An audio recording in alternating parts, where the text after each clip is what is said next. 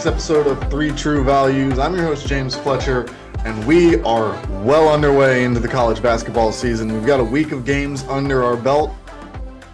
We go into week number 2 this week. We're going to start some of these MTEs, the multi-team events, as they are known now. We are going to see quite a few of those over the next 2 weeks as we approach Thanksgiving. So we'll talk a little bit about what we saw leading into those, because now is where we kind of turn it. I complained last week that it's not a very strong slate in week 1 of college basketball. We had Duke versus Arizona, which we will talk about here in a minute, but we didn't have a lot of those big marquee matchups. Well, we get some of those over the course of the next couple weeks. We kick that off with the Champions Classic. Tonight, we will see Duke play Michigan State, and we will see Kentucky play Kansas. So 2 massive showdowns. We'll talk about those 2 here in the first segment, go into a little bit of detail. We'll talk about that Duke-Arizona game a little bit as well, talk about what happened there, and then we will bring you into this week. So we're going to run through these things in the first segment, talk about a few games that we saw, talk about a few games coming up. Then when we take a break, we'll come back. We're going to talk about KenPom because we haven't given it a whole lot of attention yet this season, and it is very important early on, especially in this process of understanding who the best teams are, what different teams are doing well. And so I want to go through some of what it means, some of what the numbers say at this point early on in the season. But as we know, KenPom uses projections from past seasons as well as current data from this year to determine its algorithm. So we don't know the exact formula, but we will talk you through what we know about KenPom and what it has to say right now. When we come back from that segment, we will get you the games of the week. And then we'll get you out of here fully prepared for the next week of college basketball ahead. So we get into it. I do want to start with that Duke-Arizona game because it was the first big marquee top 10 battle type of game that we saw this college basketball season. And Duke and Arizona went toe-to-toe. I thought it was a really good game. We saw from Filipowski what he can do. We saw that Duke team. We saw from some of the freshmen. Sean Stewart got involved late in that game, didn't play very much early on, but we saw he provided a little spark off the bench.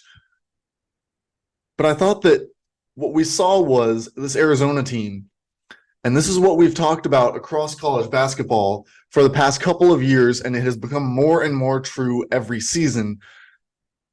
Veteran players win college basketball games. You saw it with Pele Larson, with Caleb Love out there. Caleb Love, who now 3-1 against Duke in his career, a former North Carolina Tar Heel. He had some interesting things to say after the game that we'll get here to in a minute.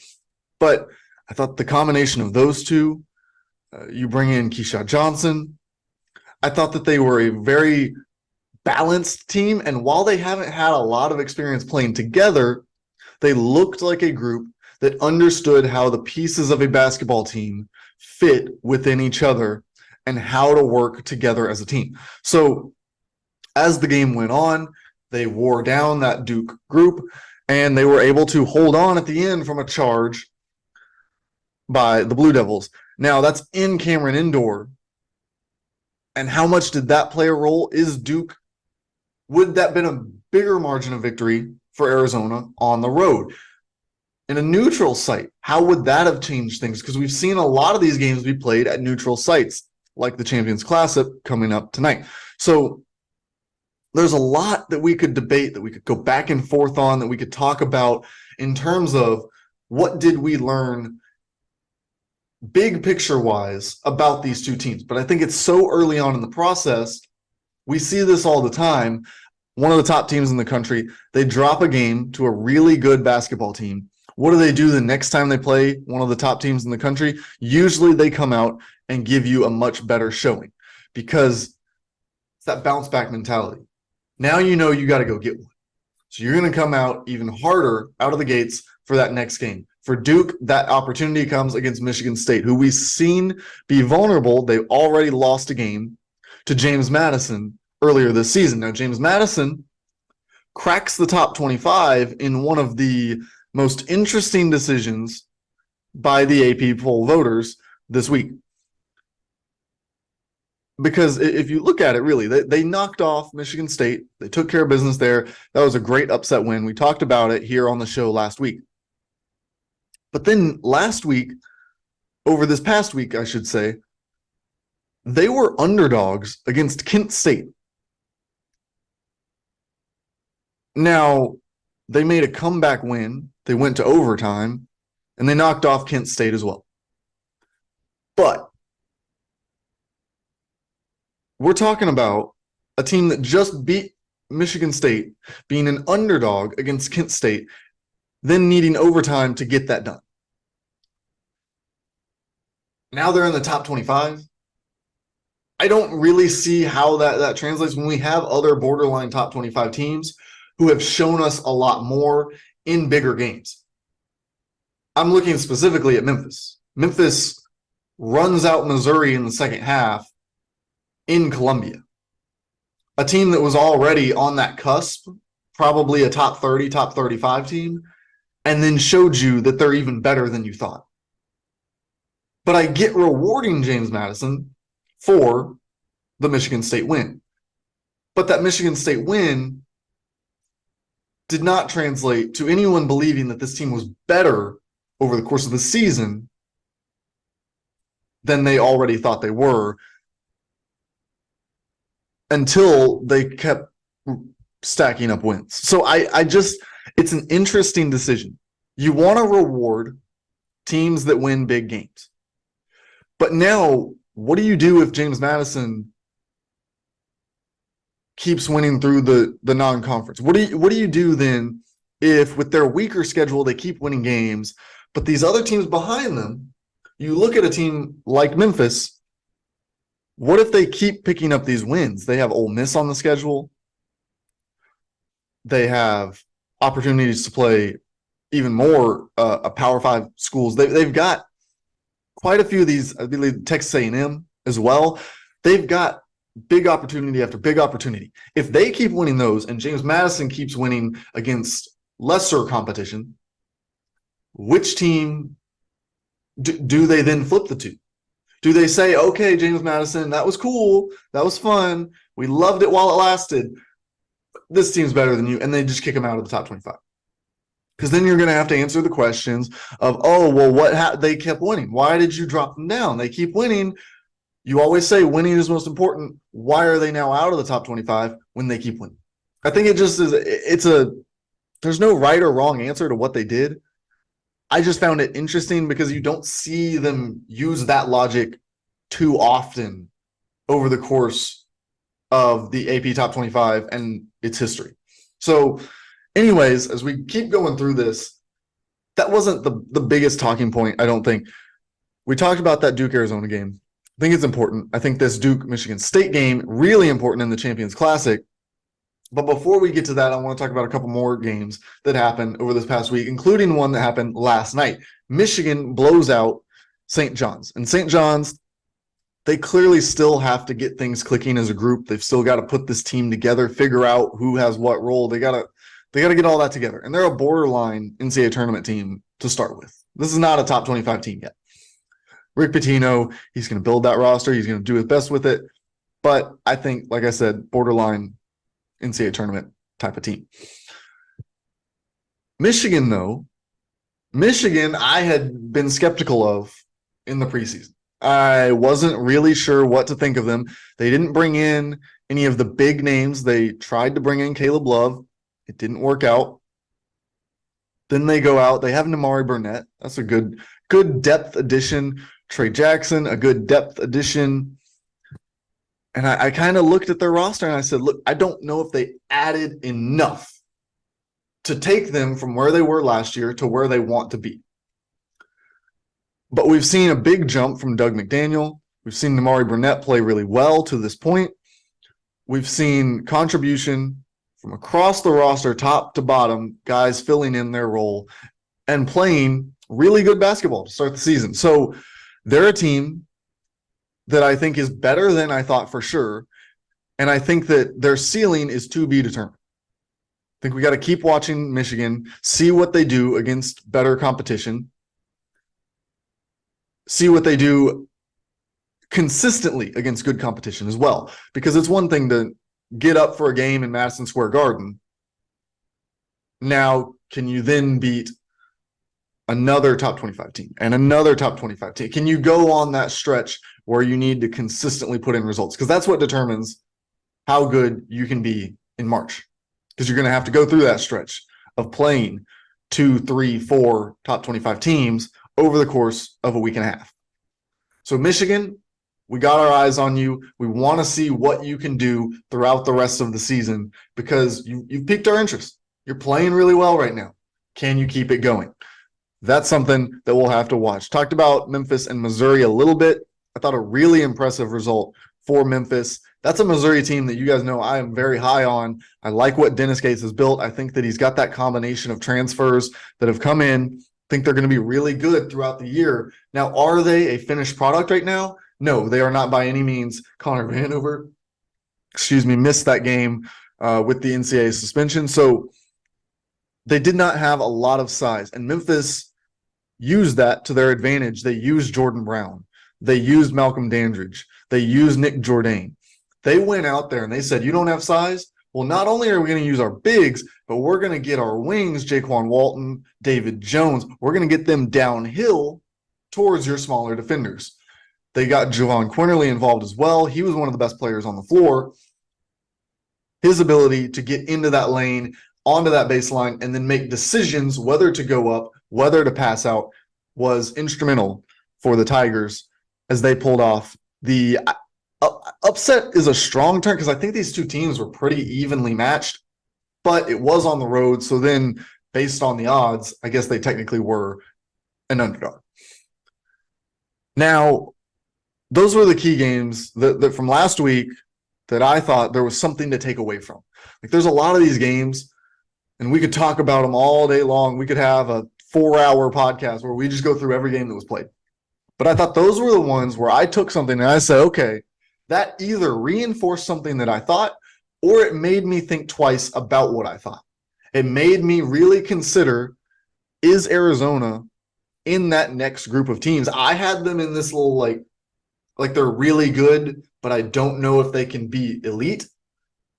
Well, you go into Cameron Indoor and you win a game, I think you probably have at least the potential to be elite. So we move them over here. We say, all right, are you elite? Let's talk about that. Let's keep watching. Michigan did not think they were capable of being that top 25, top 15 type of team. They looked like it this week. So we move them over here. We say, all right, we're going to watch you. What can you do? Can you prove it to us again? Memphis, we look at it and we say, all right, I thought they were probably a top 25 team, but based on the lack of continuity, based off the number of new faces, 30 to 35, yeah, that's fine. That works, especially with DeAndre Williams having his waiver denied. But then they go out and they show you that you're exactly who you thought they were. You say, okay, move you in here. Now keep proving me right, or I'm going to have to shift you back. So those were the things that I took away from the past week of college basketball. The first week of college basketball, which was jam-packed with action. Of course, we saw upsets. We talked about a couple of those last week. We saw a couple more. Villanova last night. That one was concerning. Concerning to me because last year Villanova underachieved to such a high degree. And this year it was kind of like, hey, you've got the roster. You've got transfers coming in. You can't fail twice in a row if you're Kyle Neptune. You can't start your coaching career with 2 disappointing seasons. It's just so hard to dig yourself out of that hole, even if they give you that next year or the year after. So discouraging for Villanova fans, but they obviously have plenty of time to turn it around. They've got plenty of talent on that roster to do so. So we wrap up this segment. We will talk a little bit about this Champions Classic here. I know I promised, I teased it. Kentucky and Kansas, that's the night slate. So we'll talk first about Duke and Michigan State. Two teams that have already taken a loss. So you don't want to take that second loss this early in the season. This will be important for both teams. So Duke, you come in, Kyle Filipowski, he's your go-to. Like we know from these early games, Kyle Filipowski is the engine that makes this team go. Now, they have a lot of other talent on the roster, a lot of complementary pieces, but he's the one who gets that offense going. So if you're Michigan State, what do you have to slow him down? Can it be a combination of Xavier Booker, of Cohen Carr? Can you throw those athletes at him? Will that be enough? Can Malik Hall do anything? A veteran defender, a guy who can use some of that age, that experience to try to slow him down? I'll be interested to see what they do to try to slow down Filipowski. If you're Duke and you're looking at that Michigan State team, I think that it all comes down to who is our best perimeter defender and can he clamp down Tyson Walker? Because Tyson Walker almost won them that James Madison game by himself. He really tried to do it alone. So make sure, if you're Michigan State, you got to hold Filipowski in check. If you're Duke, you have to hold Tyson Walker in check. I think it'll come down this game to which of those two guys can control the game, not necessarily score the most points, not necessarily hit the most shots, but who can control the game.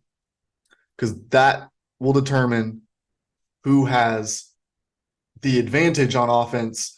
If you're able to work through those double teams, now not only are you getting your baskets, not only are you making an impact, but you've got somebody else who's open. Can they then hit threes? It's a lot easier to hit an open three than a contested three. So look for those two players. They'll be the keys to this matchup. We talk about Kansas and Kentucky. For Kentucky, I think that so far, the lack of size has not killed them yet. We know that they're waiting on the return of some of their big men. They're trying to play with these smaller lineups. They're trying to use Trey Mitchell a lot at the 5. I don't think that matches up well against Hunter Dickinson. I think Hunter Dickinson probably has a field day against this Kentucky team. Now, can they blitz him? Can they do things to keep him off the block? Can they throw 2, 3 at it, make him see bodies, make it difficult for him to pass out from the post? Those will be the things that Calipari is going to have to do to keep this Kansas team from just running over them. And I don't mean that in terms of like they're just going to go out to a 20-point lead. That's not what I mean. But when you wear on them, when you, as the team with the bigger bodies, because don't forget KJ Adams also out there, very good power forward. You just start weighing on people. You start leaning on them. You start just possession after possession. You run down to the post. Oscar Sheway used to do this all the time. The opposition is going to get tired. When they don't have the bodies to match you, because they don't have they can't just bring Trey Mitchell out, give him a breather, and put in somebody else who's capable of guarding Hunter Dickinson right now. They don't have those bodies ready. They have Aaron Bradshaw potentially on the roster who can be that.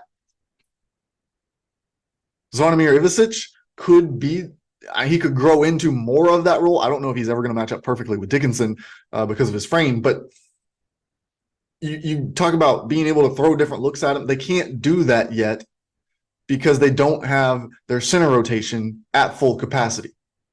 So it'll be interesting to see how Kentucky tries to guard Hunter Dickinson.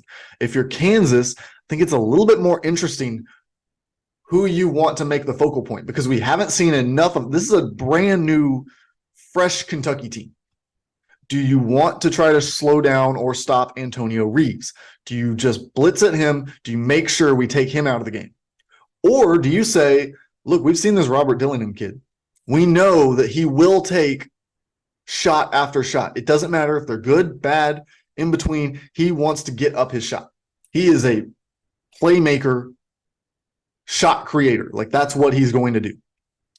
So do you say, let's try to make his night as difficult as possible, but then you risk that Calipari says, well, he's taken too many bad shots, take him out of the game. We're going to ride with Reeves and Wagner. Well, now what? Your whole plan was to make him take shots. So I think it's really interesting to see who do they think the focal point of this Kentucky is. Because Justin Edwards, he's up there too, one of the top ranked people in this class, a guy who not as much shot creation on his own, so I don't think you really have to worry about him being the focal point, but DJ Wagner could be.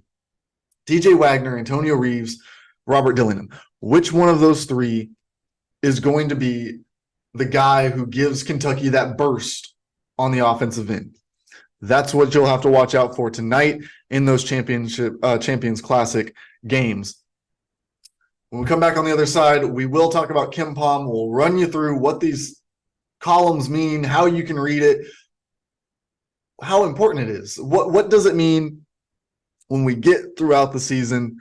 How does it change? How do you know what it means when a team goes from 32nd to 28? Where is the cutoff for where your team needs to be? We'll talk about that and more here on 3 True Values.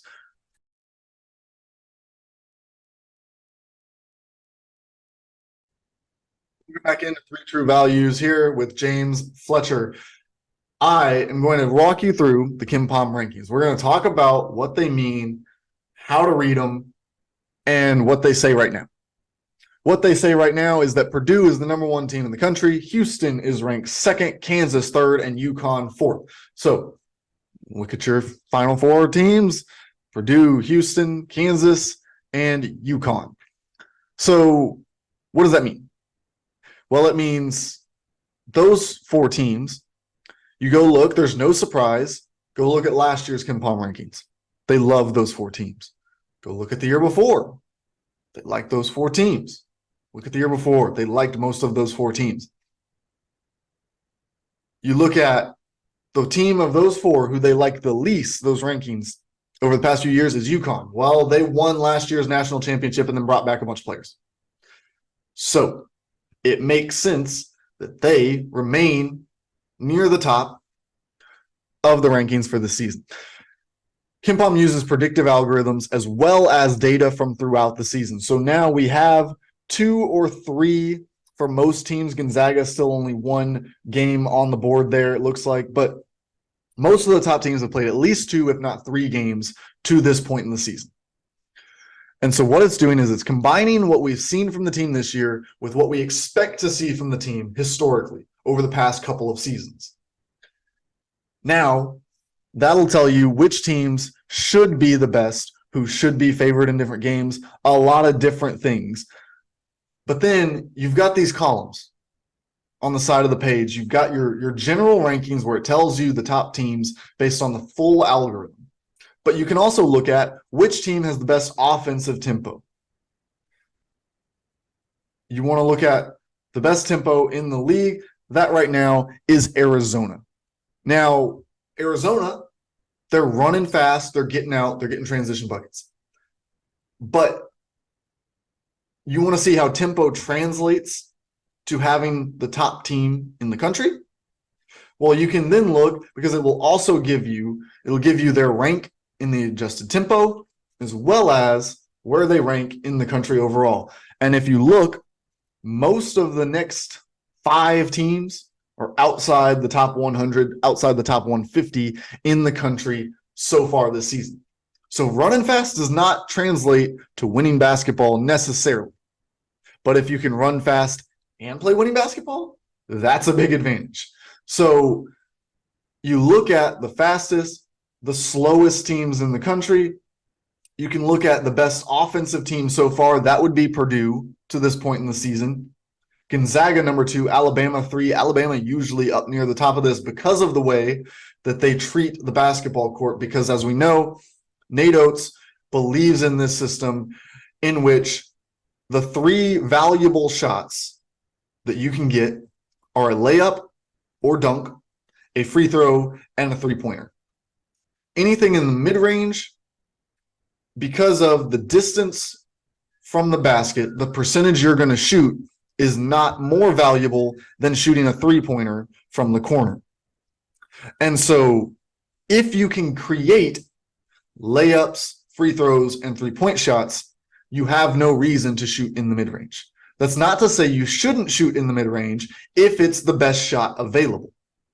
That's where people get confused about this offensive system, is that the mid-range shot is not just some pariah. If you have a guy who can shoot it at a high percentage and a guy who can get there and looks at his options to see that it is his best available option, then that mid-range shot becomes available. So there's a lot that goes into this three true value system. It does lead to some of the best offense in the country, though. There's no doubt about it. There's no questioning it. You look at the numbers. They're always near the top. You look at the top defensive teams as well. I bet you can guess who the top two are. Houston and Tennessee. That's right. The two teams that are known for the defense that they played, right up at the top here of the rankings. Iowa State also there at the top. Kansas near the top. UConn as well. And so what does all this mean? We can talk about tempo. We can talk about offense and defensive ratings. What does it all mean? You can also look at strength of schedule. You can see the opponents that they played, how good were their offenses, how good were their defenses, so that you can get a gauge. Okay, this team has the best offense in the country, but they've played the 300th ranked defense in the country on average.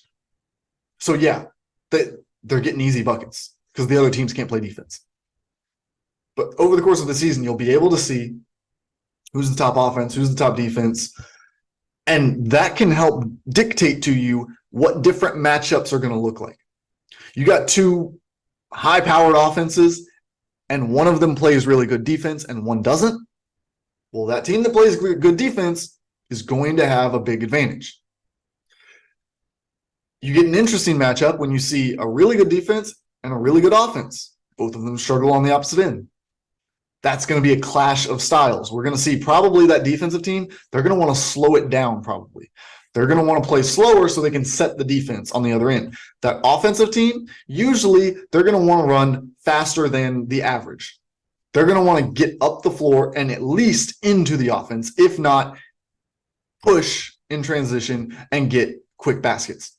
So this kind of ongoing thing between each side. And if you pay for the subscription, you can also look at different matchup facts, how they match up together versus each other, what the expected score will be, the variance there, what goes into home court advantage, neutral site games, all kinds of things that go into the projected outcomes of these games. You can see each game, game by game, the projected score, as well as the winner and loser. So there's just so much here on this website to help inform you on college basketball throughout the season. But as I said, what does it mean? What does it mean big picture? When I say big picture, I don't just mean like, okay, yeah, I know the best teams in the country now.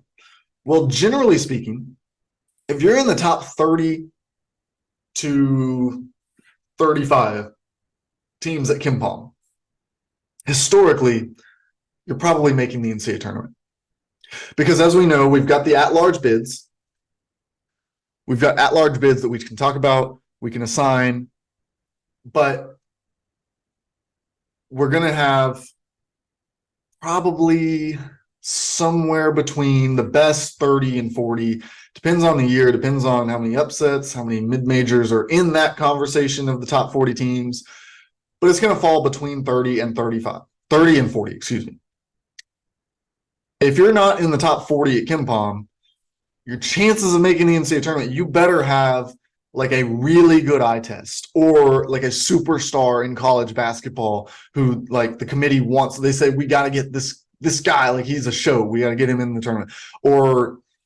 Or maybe you have a late season run, like you won your last 8 games consecutively and all against really good teams. Your resume was just bad before. You had an injured player then. Whatever the case is, you have to really have some reason to put you in the tournament if you're outside that top 40. So you want to stay in the top 40 at KenPom. You really want to get into that top 30 if you want to kind of lock up your spot and know we are an NCAA tournament team. And so that's how it can help you when we're approaching selection day. You want to be in that top 40, that top 30 by the end of things in the regular season. It can then also tell you, if you look historically, adjusted offense and adjusted defense. You want to be in the top 20 in both categories if you have a legitimate chance to win the national championship. If you want to win the national championship, you probably need to be top 20 in offense and defense because you've got to be well-rounded to win it all. We know that. Can't just play offense. You can't just play defense. So if you're top 20 in the country in both offense and defense, you have a chance at the national championship. Now, the teams that are going to be heavy favorites, those teams that you look at and you say, well, that team's going to win it. That team's going to win it all. I have no doubt. Those generally have a top 10 offense and a top 10 defense. If you can get in the top 10 of both, if you can get in the top 15 of both, if you can get in the top 20 of both, it kind of hits you like this tier where you're like, okay, they're a contender. Okay, they have a real shot. Okay, I think they're going to win. So keep track throughout the season because early on, yes, we've got multiple teams that fit into that core category. You've got Purdue, Houston, Kansas, UConn, all in the top 10 of each. Arizona as well in the top 10 of both categories. But as the season goes on, we'll have more data to put into each of those boxes, and we will learn more about these teams. When we come back on the other side, we're going to give you the games of the week, and then we will get you out of here so you can enjoy the college basketball slate. Some MTEs starting up this week. Right here on 3 True Values, we'll talk about it all.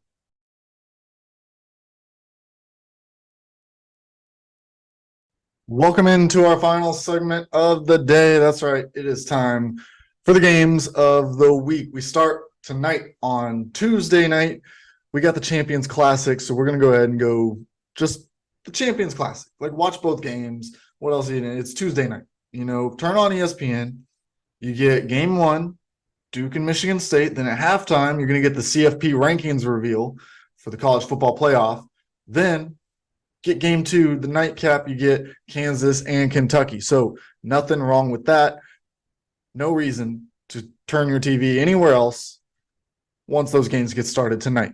Tomorrow, we got a much lighter slate, but we do have one interesting game, a former Big East rivalry, now a non-conference matchup. We got Rutgers and Georgetown on FS1. I think that one, two teams that probably on the other side of the bubble, but two teams that have all the opportunity in the world to play their way into bubble contention.